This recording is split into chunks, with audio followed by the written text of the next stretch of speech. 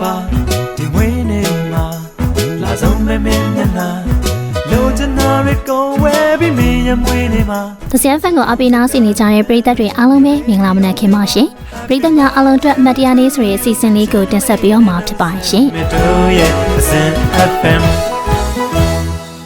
သစင်ပရိသတ်များရှင်မတရားနေ့စီစဉ်ရဲ့ဝင်းနေစုတောင်စီစဉ်လေးကနေပြီးတော့ဒီနေ့ပထမဦးဆုံးအနေနဲ့ဝင်းနေစုတောင်ပြရမယ့်ဝင်းနေရှင်ကတော့မုံရွာမှာနေတဲ့မက်ကေခိုင်တင်ပဲဖြစ်ပါတယ်။မုံရွာမှာနေတဲ့မက်ကေခိုင်တင်ရဲ့36နှစ်ပြည့်မွေးနေ့အတွက်ကိုတော့မုံရွာမှာနေတဲ့မက်လှိုင်လှိုင်နေကနေပြီးတော့ပါဝင်စုတောင်းပေးလာပဲဖြစ်ပါရှင်။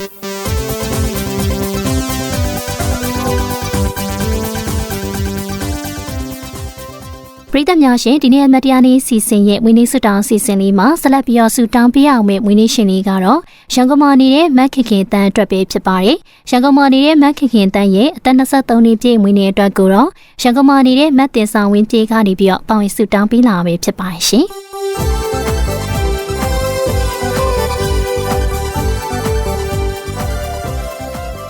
တစင်ဖန်ပရိသတ်တွေအားလုံးကိုမတရားနေ့စီစဉ်ရဲ့ချစ်ချင်းစီစဉ်ကနေပြီးတော့ပြန်လည်ကြိုဆိုလိုက်ပါရှင်။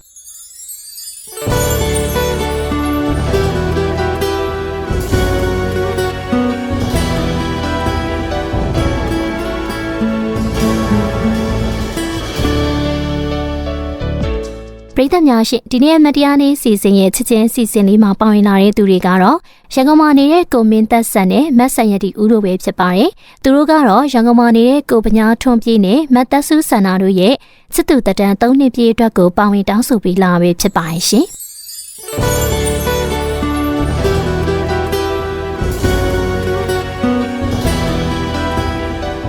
သစင်ပရိသတ်များရှင်မတရားနေ့စီစဉ်ကိုတော့ချိုးအတင်ဆက်ပေးခင်အောင်ဖြစ်ပါရဲ့ရှင်ပရိသတ်ကြီးကမတရားနေ့စီစဉ်ကနေပြီးတော့မွေးနေ့ရှင်နေနဲ့အတူတူချစ်သူစုပ်တဲ့မင်္ဂလာစနေမောင်နဲ့အားလုံးအတွက်ကိုစုမော်စကားလေးတွေတောင်းပေးခြင်းနေဆိုရင်တော့သစင်ဖန်ရဲ့ဖုန်းနံပါတ်ဖြစ်တဲ့333633163ကိုနေ့စဉ်နေ့လယ်17နာရီကနေ12နာရီအတွင်းမှာမိမိတောင်းဆိုပေးခြင်းနဲ့နေ့ရက်မတိုင်ခင်3ရက်ကြိုတင်ပြီးတော့တောင်းဆိုပေးရမှာဖြစ်ပါတယ်။သစင်ဖန်ရဲ့ဖုန်းနံပါတ်ဖြစ်တဲ့333633163နဲ့အတူတူသစင်ဖန်အနာဒိမတ် YouTube Channel မှာလည်း comment လေးနဲ့အတူပါဝင်တောင်းဆိုနိုင်ပါတယ်ဆိုတာအသိပေးရင်းနဲ့ပရိသတ်တွေအားလုံးကိုဒီနေ့အမှတ်တရနေ့အစီအစဉ်ကနေနှုတ်ဆက်လိုက်ပါရှင်။